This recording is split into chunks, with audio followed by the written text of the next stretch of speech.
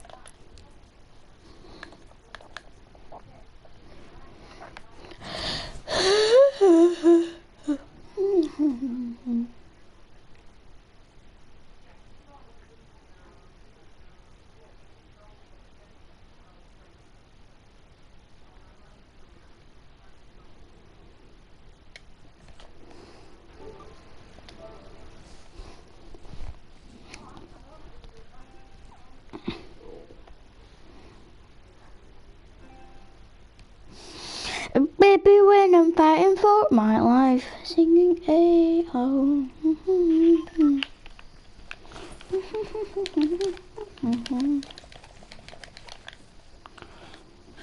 K-O. K-O.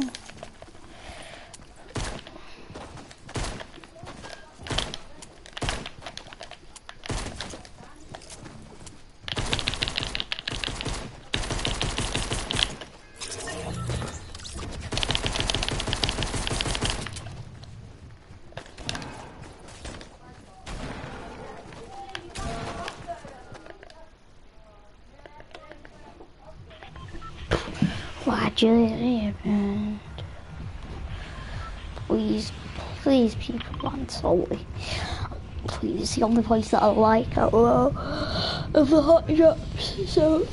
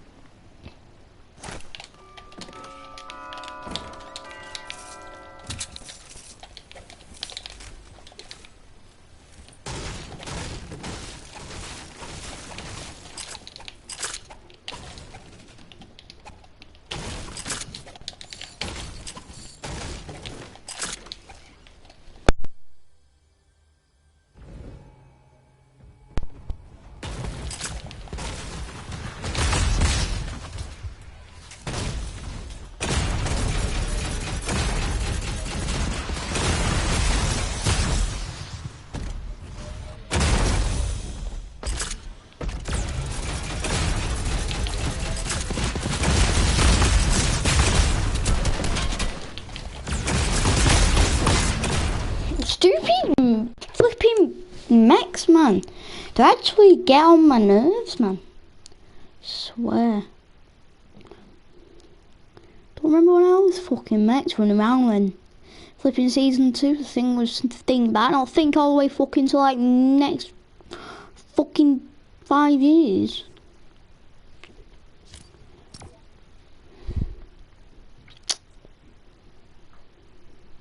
I wouldn't touch them at all. They look completely fake to me. Somebody want to buy football? Where in the world did you get this? One of the toughest parts of my job is telling people that their prized family possession is fake. What do we have here? Well, it's a Claude Monet painting. I'm hoping to walk out with $1 million. Now, was it on exhibit at the Las Vegas Art Museum? It was in All right. 1997. Okay.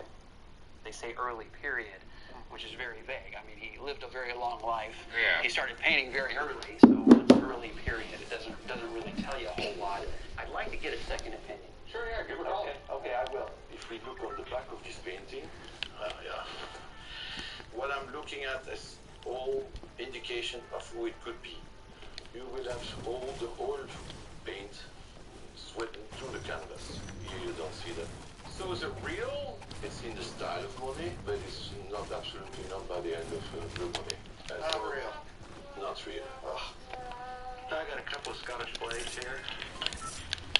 They were handed down for me from my dad, which was handed down to him from his father. Basically, my grandfather. Okay. First off, I can tell you right off, this is a reproduction. Really? Yeah. Look at this. This is silver. Silver is the most reflective metal there is. You can see the difference in color in them. When silver oxidizes, it turns black. This one's already turning green. Right. Okay. I wouldn't think my grandfather would pick up something that wasn't authentic. Well, this one I'm confident is not worth anything. That really sucks. We've got something for y'all. What's that? This is a newspaper from the Boston Globe the morning after the Titanic sank. For a 1912 newspaper, it's in perfect condition. Perfect. I mean, there's no yellowing on the inside papers, which is amazing considering this is 100 years old. Yeah. All right, well, here's my problem. It's fake. Why do you say that? You see right here? That's from a copy machine. Okay. So when were they copied? Right after the movie came out. Oh, did he sell? Yeah. After he opened it up, I really thought, it was fake. I probably won't get a second opinion. I guess I'm just gonna go home and soak him on with. I got a 1967 autographed Chicago Bears football. Go Bears! Here are some of the concerns I have with it. We have absolutely no authentication for the ball. Want to make it what you want to call it? You can kind of appraise it. Sure, that's fine with me. Really got to focus on the characteristics of the autograph compared against other ones that have been proven to be authentic. They compare Brian Pickle's signature here to the one on the football, primarily how it forms and how at the end here the LVO fits off. These are contrasting signatures, very typical for what you see in a signature. This is very common signature, very interpretation of it to try to make it look as authentic. Signatures are very deceitful. I'd like to meet the people that do that and give them a piece of my mind. Does somebody want to buy football? I have some Wells Fargo belt buckles made by Tiffany. Tiffany would never make a belt buckle that soldered a little latch over their logo. Anything associated with Tiffany was done perfectly. This is not perfectly, therefore I know it's not Tiffany's. I never buy anything fake, no matter what. Just having it around the shop is risky, because an employee might think it's genuine and sell it. And turn it into a real nightmare.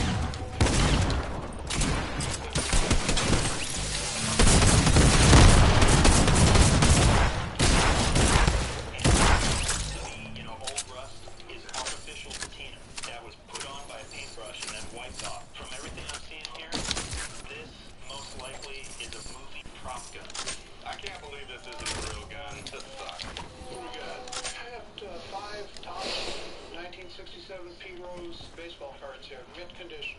My concerns are that they're in like almost too perfect shape, and that you got 5 of them. If these cards are fake, then I need to reevaluate my entire card collection. This guy's got 5 P. Rose cards. I forgot I let you look at them. So what do you want to know about these? If they're real? No. How can you tell that? What do you mean? Because the color's all faded, everything's a blur, even his face. It doesn't look so strange. I was running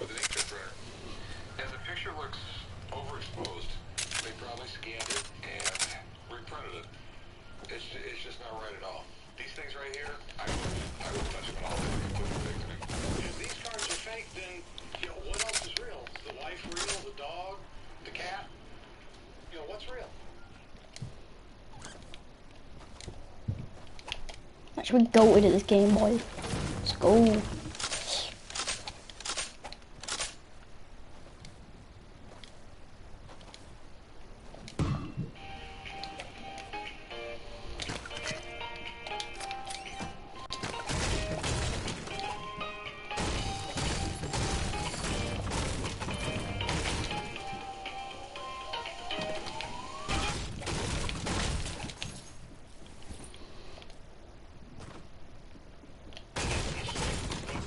Saquon cleats. Make me look fly. How about going to your team training? You don't have any signals. Sign with the official NFL fantasy. I get a chance to win first like no one.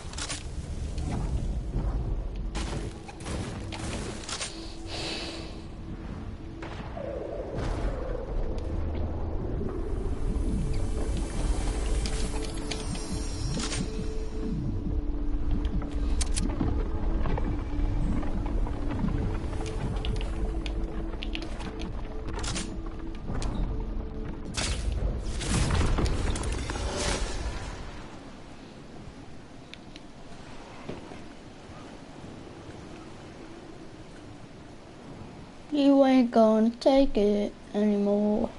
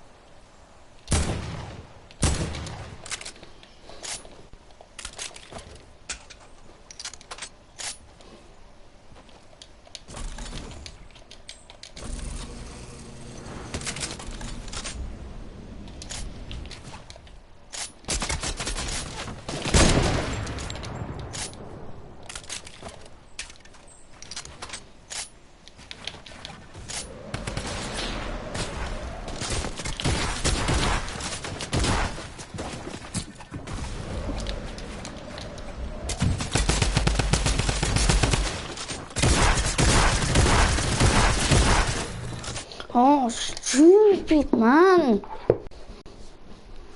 Be pushed together. Fucking them fuckers ran away and then just coming back together. It was bad.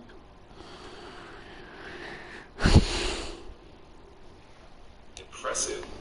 So I'm guessing you're one of the girls who does yoga, meditating, also vegan as well? Oh yeah, I'm definitely a vegan. Yoga, meditation, that's me.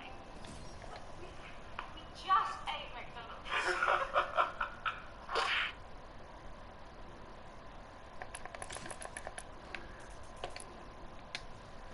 I have a World War II leather jacket worn by a real war hero, numerous times shot down. Fighter pilots, they did not really have a long life expectancy. Mm-hmm. His plane took 198 bullets, 6 cannon shots. Yeah, It's like a miracle to survive. I came down to the pawn shop today to try to sell my World War II fighter jacket. I got the jacket from an old roommate. I have a lot of bills to pay. I'm hoping to get 10,000 bucks. I'd probably take as low as 4,000. So what do you know about the pilot who wore this?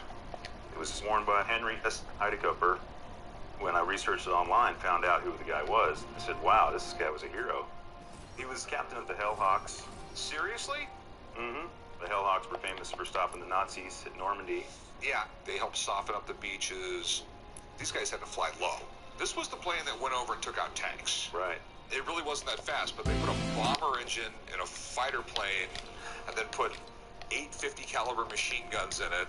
And these guys would come across with their 8 machine guns going and just tear the ground up. Right. The Hellhawks were famous for basically being a bunch of badasses. They were at D-Day, the Battle of the Bulge, and they spearheaded the invasion of Germany. All right, so what do you want to do with it? I'd like to sell it. I feel it's worth 10,000 bucks. This is a genuine military jacket. I can see that. That's easy to tell. On the back collar, actually, is U.S. Navy. I'm pretty sure the Hellhawks were U.S. Army Air Corps. This could very easily be an Army unit, and they just acquired some Navy jackets. It's just a little weird to me. I know a guy who will know everything about this jacket. Let me have him look at this thing. Sure. And he will tell me everything about it. Sounds great. If this genuinely belonged to a Hellhawks pilot, it could be worth a lot of money. But I'm almost certain it should be from the U.S. Army, not the U.S. Navy. So I have to get this cleared up.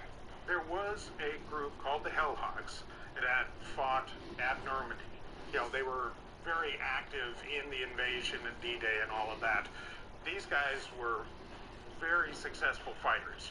The Hellhawks were quite involved taking out any of the German planes that got up into the air, trying to take out any of the German guns that they could. A significant part of the D-Day invasion. Yeah. It's got the shearling collar on it. This type of weaving here in World War II, with the two different types of weaving here. The patch is a World War II style of patch. Jacket itself, in terms of being World War II, you'll find him listed in the Hellhogs as a member of the unit. The problem is, it's not the member of the Hellhogs that fought at Normandy. The Hellhogs is just the nickname for a group. Really? Yeah, it isn't the official name. So you also had a Marine Corps group that was VMF 213. There were the Hellhawks, also in World War II, and Ida Cooper is somebody that was in VMF 213, and they were a naval air group, but it is a very nice World War II fighter jacket. Less common than the Army fighter jacket. Thanks a lot, man. You're the best. By the nicknames, but that's not their official name, so you get some confusion when you get an overlap of the same name and two different units. Now, you will not get $10,000 for it. But we do have a World War II fighter jacket that I'd be willing to pay like $1,500 for. Yeah, I agree with you now that I know more. 10 grand aside, but it's got so much history. I'd take $4,000 for it. It's very interesting. The price doesn't go as much as they were a few years ago. I'll give you $2,000 cash right now. 2,500. No. I'd go 2,000 out of it anymore.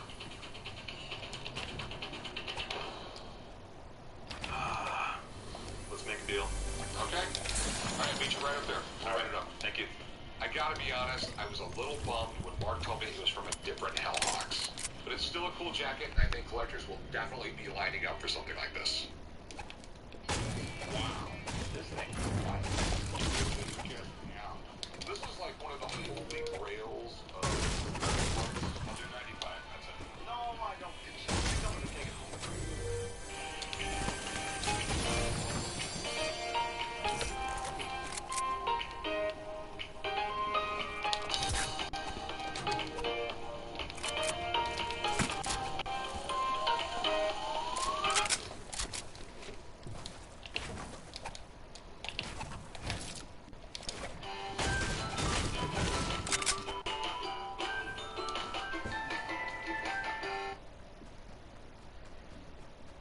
So much history. That's pretty cool. Wow, this thing is gorgeous. That's... Well, look at that. That's a lot of money. That's pretty amazing. It is just amazing that this.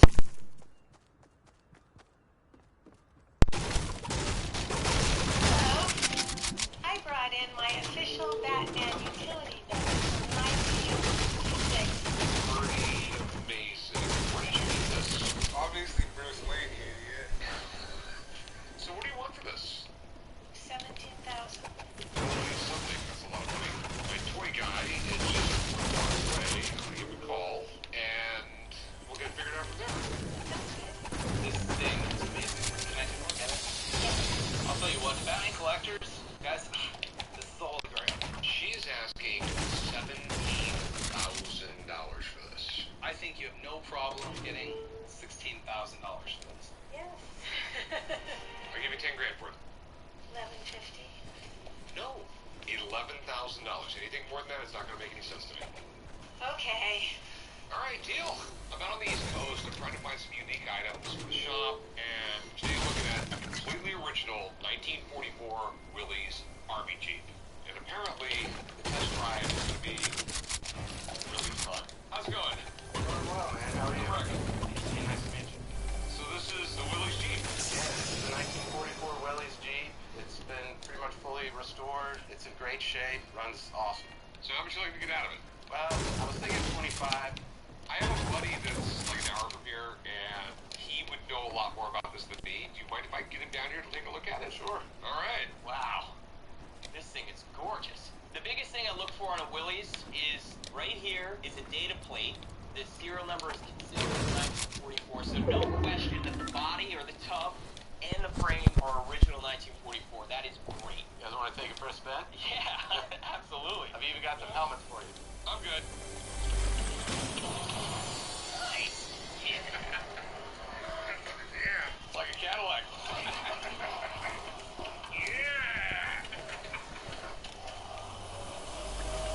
So awesome. Oh, whoa. That was cool. So what do you think it's worth? I think you could get 25,000 for it, Rick. All right, so what's your best price on it? Well, I was hoping to get 25. I'll make it plain and simple. I'll give you 20 grand. It's more than a fair price. All right, 20. Sweet. I'm in the DC area. I'm meeting up with one of my really high-end clients who's got 6 handmade spoons by Paul Revere. Hey, how's it going? How you doing, Rick? Nice to see you again. Well, look at that. Those are amazing. So, Rick, I think you really need to look at these up close. What's the initials on them? JMH. Now, I'm hoping it stands for John Hancock, but I'm not sure it is. And then if you look on the back, there's a little stamp of PR. That's pretty cool. So how much you looking to get out of these? I would need 100,000. Well, Mark Hall Patton's coming by here in a little bit. He works with me a lot. Also works for Clark County Museum. We have him take a look at it, and we'll go from there. Sounds good. Paul Revere spoons. All right. Very interesting. Very nice. These are real. I would sell the set of spoons to you for $90,000. You wouldn't do 75,000? I wouldn't do 75,000. Would you do 85,000? Sweet, man. I have an original Lincoln Power Card. It is the basis of the Lincoln Penny. That's pretty amazing. I've only heard stories that these existed. I didn't know one existed in private hands. Not aware there's another one. This is truly the only Lincoln card out there. It's going to be worth a lot of money. How much you want for it? So I think a fair price is $100,000. When you get someone in here, we'll have a better idea what its value. Right. Wow, that's really an astounding piece. Really, if you're collecting presidential signed photographs, Rick, I do believe it is genuinely signed by our 16th president himself. Okay. What's it worth? $150,000. I told you $100,000. You could make money even if I'll make this really, really simple for you. I'll give you 100 grand. we had done. Sweet. You're in a local gallery in Las Vegas, and this gallery has its original set. Talking where the wild things are. The greatest. Hey, how's it going? Good, how are you? Good. Wait till you see this. These are sensational. These are amazing illustrations from where the wild things are by Maurice Sendak. This is totally amazing. That is cool. Even today, I mean, every kid loves this book. I agree with you 100%. These are all original illustrations. Is one of a kind. So how much you want for them? What I would value the collection at is about $375,000. I have an art expert I work with, so let me call my buddy, and we'll go from there. Oh, there it is. Wow. Seriously though, I mean, what can I pay and still make money? I figure for the collection, realistically, I think you could probably get about $310,000 to two collectors. I'll give you 200 grand. I could do like 300, I'll give you 240. 250. I can't believe I'm doing this, but you got a deal. Awesome. Congratulations.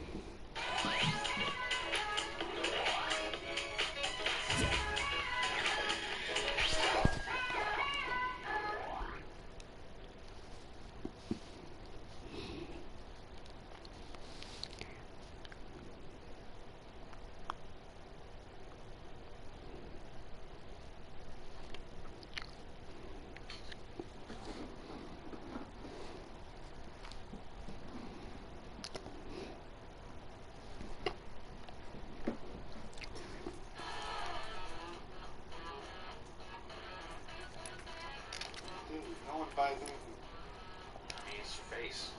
Hey, how you doing? Good. I'm hoping you can help me with this. A bronze Madonna Madonna bust. Go ahead, put it up here. Okay. Okay. Oh, you're strong. Look at you now.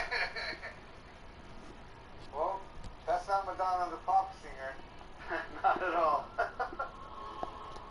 I have an exact cast of Michelangelo's Madonna bust, licensed by the Vatican.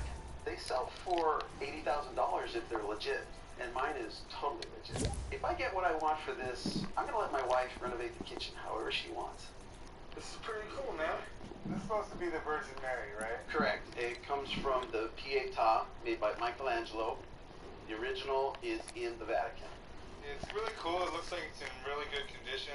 Does it have any markings or anything like that on it? It does. It's got the seal, the license from the Vatican. 154 out of 500. That's it. So the mold was relatively new when they casted this one.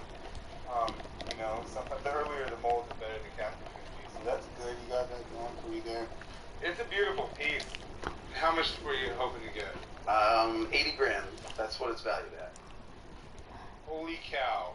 Yeah, I got no idea. I know the original is iconic, but this is just like a mold of that. I've got a few questions about it, so I'm definitely going to have someone come take a look at it. Do you have a few minutes to hang out? Got all day. Take your time. I'll be right back. All right, thanks. This is a real piece, and so I'm happy for anybody to come in and inspect it. They're just going to prove that it is what it is. Hey, Chad. Hey, John. How you doing, man? Look at Slim, man. Hey, you know, trying to get like Madonna. So you have a Madonna del Pianta. What do you think about it? It's absolutely fantastic.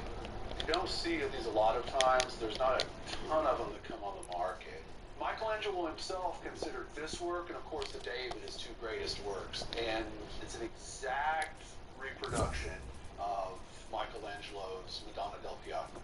This is the only piece that Michelangelo ever signed.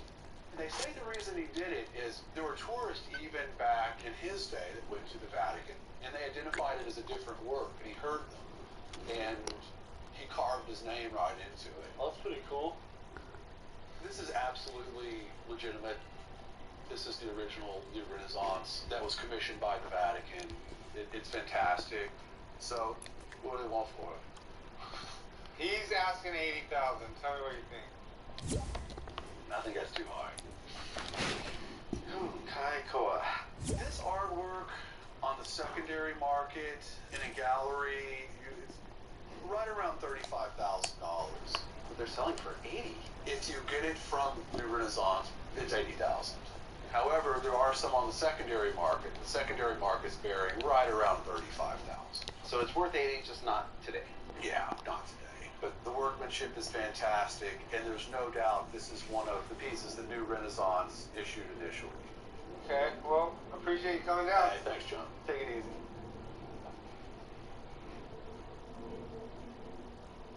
I'm looking at like 20 grand. Ooh. 25? 23,000 is where I feel comfortable. Okay, I got a deal for you. I'm like the barter king, so I trade for everything. I saw you had 100 pounds of silver, and that's about $24,000 if my math is correct. It'll get it out of your way, you'll get this out of my way. Yeah, so long as the math checks out, I can do that deal. Okay, let's check it. Meet me up at the counter, I'll bust the calculator out and figure out where we're at. Thank you very much. Sounds good. I'm making this deal because I'm going to show Rick how to buy something with something in the shop and then turn around and make a profit bigger than the profit I could have made if I paid cash. Nice doing business with you. Thank you very much. I love it. Out we go. This guy came in, had a bronze Madonna bust for sale. Did someone check this thing out? Yeah, Chad checked it out. Okay. But you're missing the point of it, okay? He wanted $24,000 for it, but he didn't want cash. He wanted to trade something for it. So me, having a brilliant thought process that I have, decided to trade silver. Okay. And since you've been gone, silver's went down so much that we made an extra $3,000. How did you know silver was going to go down? When you have a talent, you have a talent, Rick.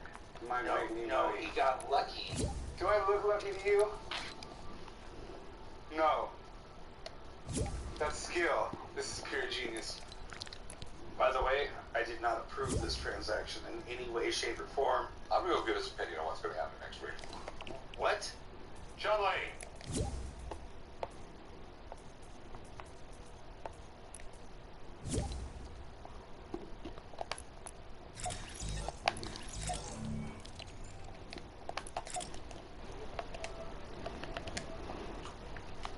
Electric powered transport is here.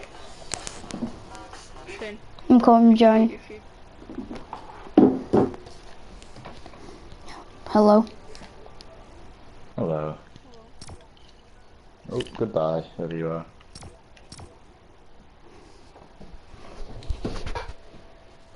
He's gone.